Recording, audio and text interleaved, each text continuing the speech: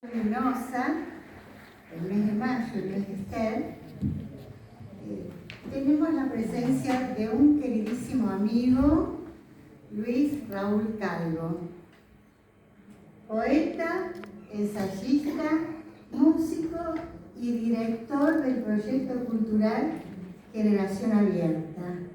Su trayectoria abarca muchísimas décadas ya y es ampliamente conocida y reconocida su labor. No vamos a ahondar porque le vamos a dar prioridad a la experiencia poética como lector, como escritor y con todo lo que ha recorrido.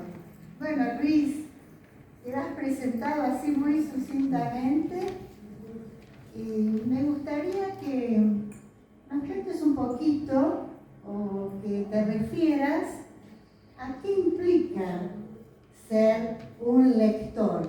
Si bien se ha hablado mucho del lector, pero siempre hace falta ahondar. Y al mismo tiempo, el lector de poesía, que es la temática que a nosotros nos ocupa en esta tarde. Bueno, buenas tardes a todos y todas. Muchas gracias Norberto, Cristina y todo el grupo de la asociación de esta queridísima Esther de Izaguirre, a quien tanto queremos poder compartir con ustedes este momento.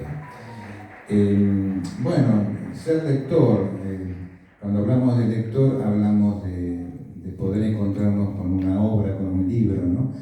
Con lo importante que implica eso. Por un lado, para el lector que no escribe, pero después también, y en relación a nosotros, a nosotras, tiene que ver como escritores. El ser un buen lector implica la posibilidad de ir seleccionando, ¿no?, material que uno considera, siempre de la propia subjetividad de cada uno, por supuesto. Aquel material que uno considera que te puede enriquecer, que te puede aportar, en todo esto que implica la lectura, ¿no?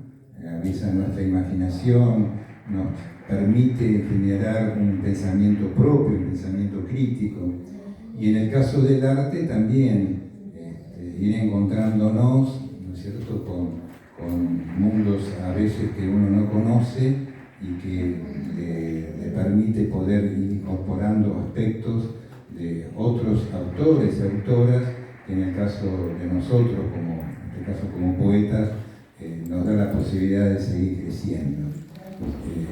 Yo creo que desde ese lugar es tan importante, más en estos tiempos, seguir bregando, ¿no?, por el hecho que la gente lea, sobre todo las nuevas generaciones, ¿no?, de escritores que puedan seguir disfrutando, o puedan disfrutar de lo que nosotros hemos y seguimos disfrutando leyendo a otros y a otras. Sí, he notado en tu propia obra la influencia también de otras lecturas, no solo de escritores, sino también de artistas plásticos. Sobre ese tema no vamos a hablar porque no tendríamos tiempo, pero sí puntualizar un poquito el lector de poesía, que está ligado a un lenguaje específico. No siempre es un lenguaje abierto, a veces está metaforizado y que en algunos casos resulta hermético y bueno, por ahí algunos lectores que todavía no han penetrado en el mundo de la poesía dicen, no, esto no lo entiendo, es difícil. Pero bueno, si no ingresaste por la puerta, ¿cómo hacemos? ¿Qué te parece, Luis? ¿Qué nos podrías decir? No, yo lo que creo que, por supuesto, hay en poesía es un género muy particular, ¿no?, de encuentro entre el lector y la obra. Aquel que de pronto no ha transitado mucho el terreno de la poesía se puede llegar a encontrar con estas problemáticas.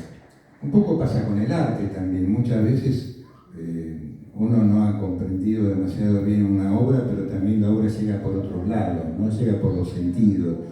Entonces también desde ahí uno puede ir formándose como lector. Pero volvemos a lo mismo, es decir, para poder ingresar al mundo de la poesía también hay que tener una necesidad muy especial. Lo decía muy bien Esther Izaguirre muchas veces, la importancia justamente de encontrarse el creador, ¿no es cierto?, el poeta, en lo que tiene que ver con su propia formación personal, ¿no es cierto?, y todo lo que le aporta como ser humano. Entonces, bueno, se va transitando y en ese transitar uno va descubriendo nuevas voces y va descubriendo también nuevos estilos literarios, ¿no? Luis, por toda la actividad que fuiste desempeñando, has conocido por el café, por la revista y por los programas de radio a muchísimos autores, más allá de los que has leído de tu biblioteca, de autores que no llegamos a conocer porque son de otras épocas. ¿Qué te dejaron todos esos autores? ¿Cómo podrías especificar los lenguajes, los temas y también ese compromiso del poeta que arriesga hasta su propia vida en el poema que nos deja? Sí, es muy interesante la pregunta. De pronto, a lo largo de tantos años, pensemos que nosotros comenzamos con el ciclo de Café Literario un año después que apareció el primer número de la revista Generación Abierta. O sea que estamos en 34 o 35 años.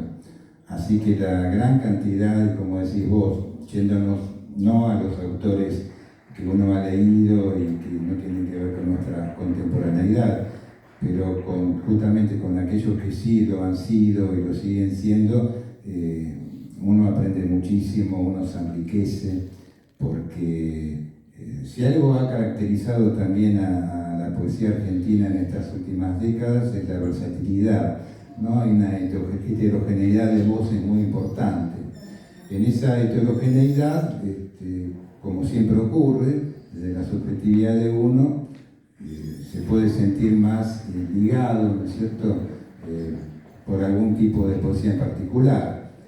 Creo que lo importante es, a pesar justamente que de pronto a lo mejor uno no sienta, a lo mejor una relación muy particular con una poesía, lo bueno es poder valorar lo que se escribe desde otros ámbitos, de otros lugares, ¿no es cierto?, a nivel estético, pero que uno se da cuenta que realmente ahí hay atributos poéticos importantes, ¿no? Entonces, desde ese lugar, a lo largo de tantos años, me ha enriquecido muchísimo, tanto en el café literario, en los otros lugares, ¿no?, que son coetáneos con nosotros, como en la revista, ¿no?, y en la radio.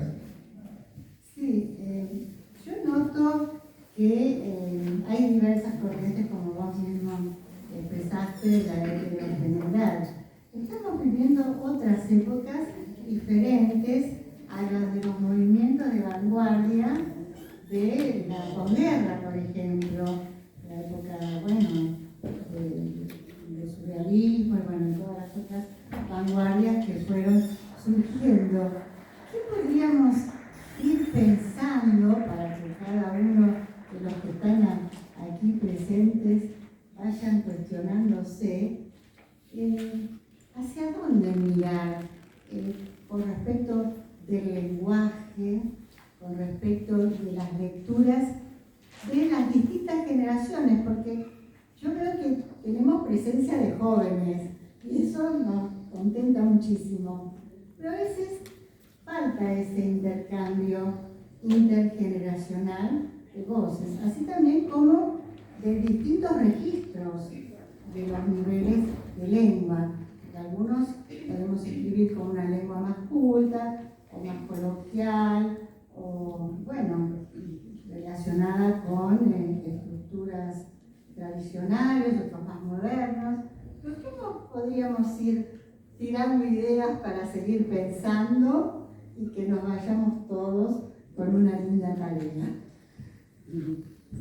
Creo que, bueno, con lo que decías vos de las corrientes del siglo XX, ¿no?, surrealismo, expresionismo, bueno, los diferentes movimientos marcaron toda una época en la cual justamente las vanguardias tenían un lugar muy importante.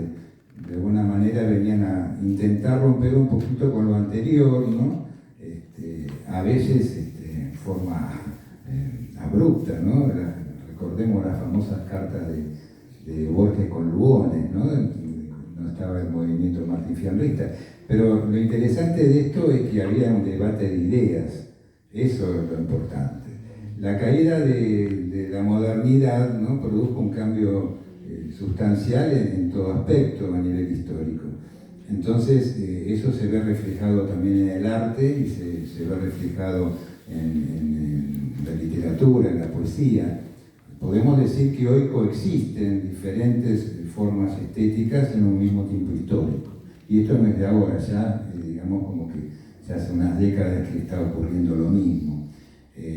Creo que esto va a continuar porque la pérdida de la caída de las verdades absolutas, ¿no es cierto?, da también la posibilidad de seguir abriendo interrogantes, cosa que para nosotros los poetas es bárbaro, porque en realidad el poeta no demuestra, el poeta está mostrando, y en ese mostrar cotidiano muchas veces abre preguntas, ¿no? Que pueden dar lugar a respuestas parciales, pero que son muy importantes. Y yo creo que desde ahí uno, en este caso, como decís vos, para ir cerrando, como lector, tiene esta posibilidad de pronto de ir encontrando también a voces nuevas, que de pronto ahora cuesta un poco más, pero bueno, también tiene que ver con estos tiempos. Nosotros decíamos que en otros momentos, cuando estábamos con el café literario, había una coexistencia de diferentes generaciones que estaban, por ejemplo, en el Café Montserrat permanentemente, y bueno, nos nutríamos mucho nosotros, con gente más joven, gente más grande. Hoy en día no se da tanto con los jóvenes, pero creo que hay que respetar porque, bueno, son otros tiempos, a lo mejor la gente joven necesita tener su propio espacio, ¿no? Y yo creo que de a poco aquellos que van teniendo también interés en contactarse con gente de otras generaciones poéticas lo van haciendo. Bueno, y como corolario, digamos, personalmente insisto mucho en volver a los clásicos, conocer la tradición clásica para poder desde ese lugar hacer las rupturas necesarias. Pero desconociendo lo anterior es muy difícil avanzar. Entonces ahí queda una cuestión interesante, ¿no? Eso es muy bueno lo que decís. Picasso decía que para poder destruir primero había que saber construir. Y acá también pasa lo mismo. Es decir, uno puede modificar un montón de cosas, pero es bueno tener primero lo anterior, ¿no? Claro, exactamente. Bueno, Luis, estaría lindísimo poder charlar horas y horas sobre este tema. En el café, así en el café. Y lo mismo con muchos de los amigos aquí presentes. Pero bueno, ahora se da lugar a la lectura, ¿no es cierto, Norberto? Muchísimas gracias. Desde luego, Gracias, pido Luis. un muy fuerte aplauso.